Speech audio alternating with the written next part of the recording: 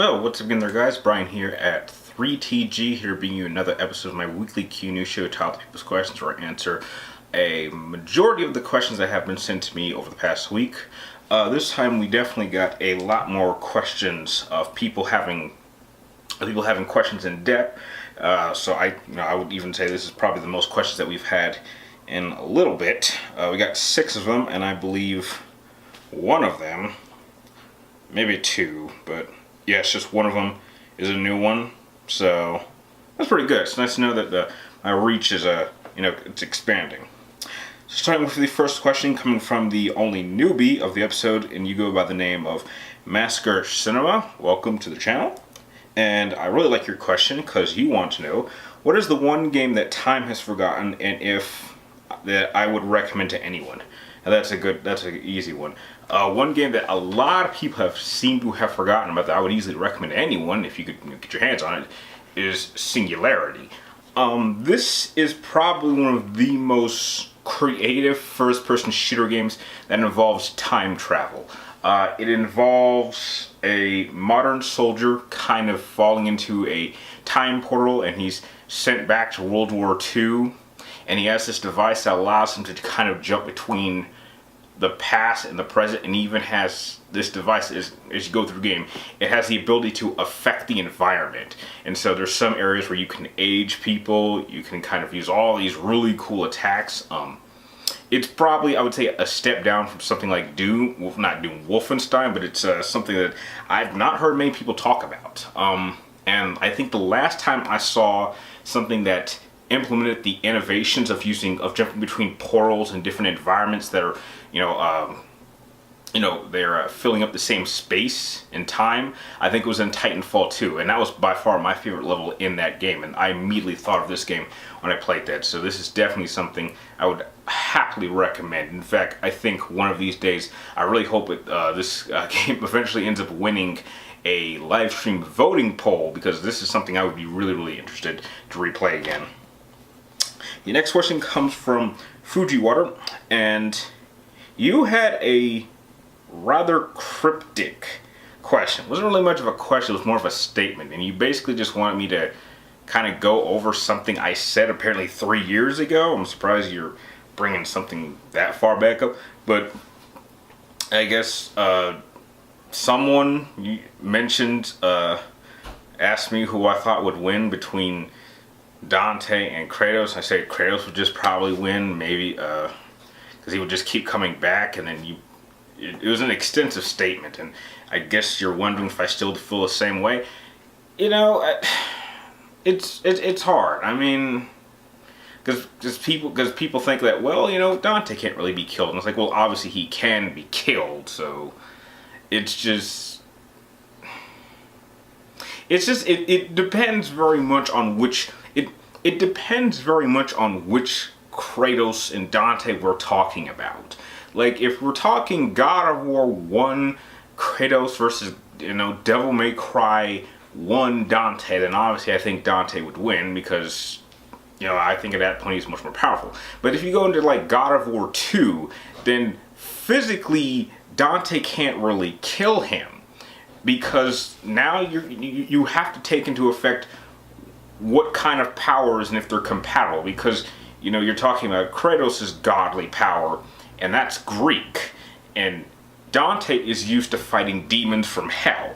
Those are two very different cultures, and so it's not clear whether or not they can mix. Now, I understand that there's a little bit of mixture when it comes to having gods from different environments talk to other gods, and apparently there's like a little Easter egg that hints at the possibility that we might be talking about Egyptian gods, and because we're dealing with northern gods, and I mean there's gods from all different types of cultures, and so when you try to analyze it in a game context, it's just kind of really difficult. So I can't say that there's a real definitive answer to that kind of a fight. It very much depends on which version of each character we're talking about. So I think that type of fight is a little bit inconclusive, because you really need to be very, very specific.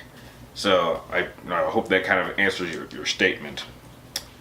The next question comes from the Batman of Neo Gotham, and he wants to know, knowing how significant Shay Cormac was to the destruction of the Colonial Assassins, who do I think would have a better reason to hunt him down, Connor or Aveline? Neither one. I think that by the time Connor and Aveline are really in their primes, I think Shay is in his 60s, and he's in... You have to remember that Shay's story ends at the beginning of, I believe, Unity, when he kills the main character's father. That's the last mission. So if anyone had a reason to go after Shay, it would be that guy, because he killed his dad. But in terms of Connor and Aveline, they didn't appear until after the Order had practically been destroyed. And so Connor and Aveline kind of are the ones that kind of rebuild it again. So I don't think they would have any personal reasons to go after Shay. And at that point, I think what Shay did in France, he was in his 60s, maybe close to his 70s. I mean, he was pretty old. I don't see a reason to go after an old man again. So yeah, I don't see either one of them wanting to hunt him down. I'm pretty sure Shay would have retired by that time. Next question comes from Shadow Desis Gaming, and you want to know, who do I think has a much more toxic fan base, Star Wars or Dragon Ball? That's a tough one. They're kind of even to me, because I think it's just your viewpoint with what do you regard as toxic. I mean, with Star Wars fans, my problem with it is that I'm an older, I'm not like an original Star Wars fan, but I'm like a pre-Disney Star Wars fan.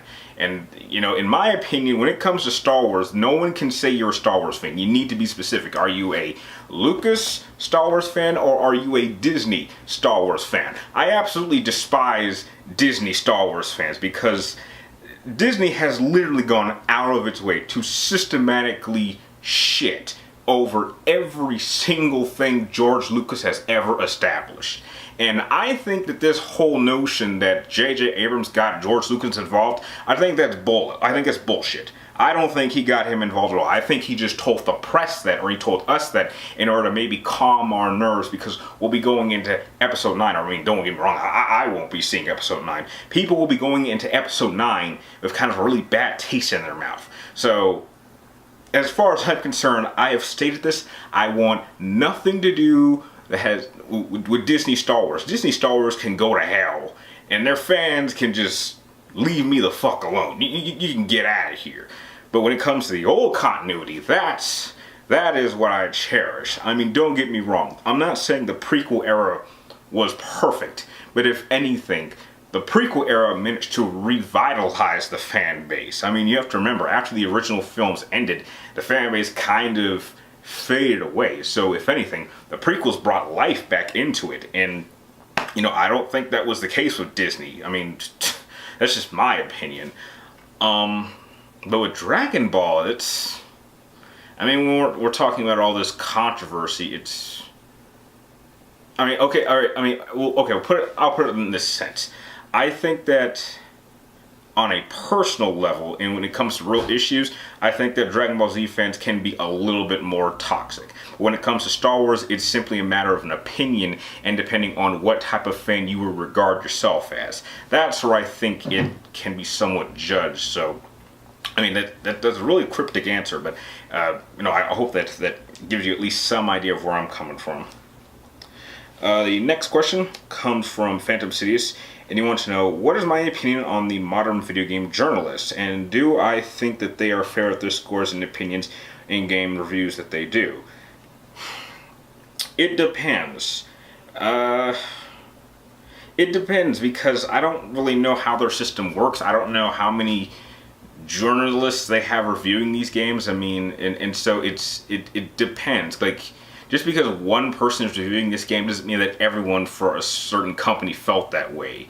And so they have to be careful with who they're picking, or I don't know how they choose who plays what games and who reviews what games. I don't know how they work. But it's definitely easier to see that if you're a popular, video game journalist site or business, it's easy to see how you might want to smoothen out or be lighter on games that people are paying you for. I mean, no, trust me, nobody is going to pay you money to shit on their game so that they don't make money. They're going to pay you to make the game seem like it's the greatest thing ever, so everyone buys it. And then when everyone buys it, it's too late because they already got their money. But that, I think that falls apart in the long run. I just think that the more honest ones are probably the ones that aren't part of these big companies because they have less to lose. I mean, trust me, I've never been paid to do any review. But even if, I was given review copies, I would want to be honest. I'm like, listen, I would like to promote your game if it's good, but if it's not good, I'm going to, advise you on what you could do to improve the game, but I'm not going to, I'm not going to lie to my viewers because I feel like I have a responsibility. And I think that some gaming journalists have forgotten that. So I don't think all of them are bad, but I think that as time goes on, I think the credentials of what it takes to become a video game gaming journalist might be a little bit more smoothened out than, what had to be the requirements in the past. And the last question of the episode is probably my favorite that I have seen in a very, very, very long time. I might even go as far as to say this is probably my most favorite question I've ever answered in a People's Questions Answer episode ever. And I've been doing this for like 7 years. And it came from Will Williams. And you want to know, when did I meet Antoine and what has made your relationship with him so strong? Okay. Alright. Ooh, this is an extensive one. Okay, I'll try to shorten it because it's an extensive story that spans well over 20 years. Okay, I first met Antoine when I was in elementary school, when I was in 2nd grade and he was entering 1st grade. I did not start 1st grade from the very beginning. My parents moved me from daycare to 1st grade about halfway through, so I ended up kind of semi-skipping a grade. So all throughout 1st grade, I literally didn't have any friends, period. So beginning of 2nd grade, I was just trying to, as far as, it's kind of hard to bring up memories for when you were like 6 years old, but I have vague memories. But what I remember, how I first met him, is the way the school was structured, it was divided into sections, and it wasn't a big school, it was a solid size. But he was a 1st grader, and he was getting picked on by these 2 3rd graders. And they were picking on him because at the time he had a ponytail, black kid with a ponytail. That's a rarity. But I thought he looked cool at the time. Although technically he has like a lot more ponytails because he has dreads now. I just felt the need to kind of stand up to him because he was a little bit smaller than they were, and I told them to leave him alone. And what ended up happening is that we both ended up getting beat up. I don't know how long we were out, but the next thing I remember, I remember waking up in the nurse's office, and Anton was on the other bed, and I was on this bed, and the nurse was there, so I don't know what the heck happened. We must have gotten pretty badly beaten up.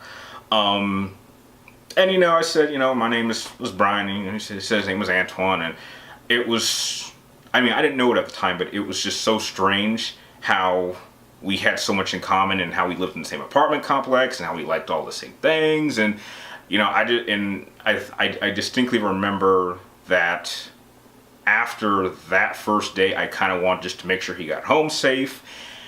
And for the next number of years, we were completely inseparable. We did everything good. We went on all kinds of crazy adventures in our apartment complex.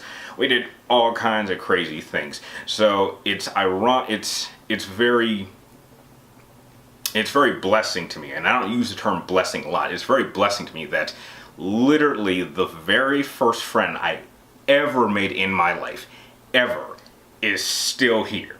The mass majority of friends that I have ever made, from elementary school to middle school, through high school to college, all of them have completely abandoned me and forgotten about me and don't even talk to me anymore. Yet, the first friend is still here. And I've openly said this. I'm at that point where I don't even feel comfortable calling him just my friend. I've been calling him my brother for like well over a decade because he solidifies exactly how family is supposed to treat one another. He is a lot closer to me than any living blood relative I have. I mean, he's a lot closer than anyone. And he kind of acts like a perfect balance to me because he's much more of a positive person and I'm kind of a negative person, but he kind of, brings me up whenever I get kind of down, and whenever he gets down I kind of bring him up, and so I kind of like that, how we bounce off each other. We're very, very different in terms of the kind of people we ended up becoming, but I think the one thing that we both acknowledge is that we can kind of see through each other's flaws as we both do, because we've had our fair share of arguments and disagreements, but the one thing that has never changed is that we honestly do see the other as a person who has our backs. And I can tell you there's probably no one on God's green earth that's got his back more than me. I would easily take a bullet for him. I'd give up a lung. If he needed any kind of backup, I would literally stop everything I'm doing, get on a flight, and go help him out. I am that serious. But I could go on for hours in terms of our relationship, but he is probably the single most important and maybe influential person that has ever been a part of my life. And I just can't imagine my life without him. I'm the kind of person is like I've told people this, like he is not allowed to die before me. Like I was like, listen, I have to go before you do because I don't know what the hell I'm gonna do. Like he's been like a rock to me. He's been able to keep me sane. To lose him in a horrible fashion would probably shatter what little sanity I have left. And trust me, and most days it ain't much. And trust me, I go through a lot of stress daily. And we talk almost every week, and he's always able to kind of knock me back and bring me down to earth. And if he weren't around, I probably wouldn't even be alive, because I can tell you firsthand, he has definitely even talked me out of committing suicide on more than one occasion over the years. And I've been through a lot of really deep shit that would probably end anyone else's life. So I have him to thank for so many things. It's almost countless how much I owe him. But that's the short story, which was probably the most extensive answer I've ever given in an episode. But that is definitely no one's ever asked me that question, which is a surprise. But yeah, I just hate being apart from him. Trust me, anytime you guys see me and we're hanging out together, I'm at my absolute happiest. The only time I really get super depressed is when I know I have to leave and come back to this horrible city, Vegas. Trust me, the sooner I'm out of here, the better I will be. And I will put an end to the episode right there. I want to thank everybody that sent in your questions and make this episode especially super special, especially you, Williams, for being, I believe, the first person who ever asked that question. That means a lot to me that I can kind of go over that. Maybe one day, maybe one day if we do another video together, maybe you can listen to his side of the story, because we have like vague memories of our first meeting, and I think he has even on multiple occasions said, Brian, we gotta go find those third graders and kick their asses. It's like, listen, if getting our asses kicked led to all of this, I would take that ass kicking 100 times if this is the result, because trust me, our friendship has lasted longer than most people's marriages. So I think that's something. But I'm getting off track. I'm going back into that question again. Sorry. Okay, so yeah, I'm gonna end it right there. I want to thank everybody that sent in your questions. If you want me to answer any more questions for next week's episode, be sure to type them in the comments down below, but make sure they have a little bit of depth, and make sure it's only one question per person, and hopefully you will get it into me before next Wednesday, roughly around noon, before I start filming the next episode. And like always, I want to thank you guys for watching. You're awesome, and I will see you next time.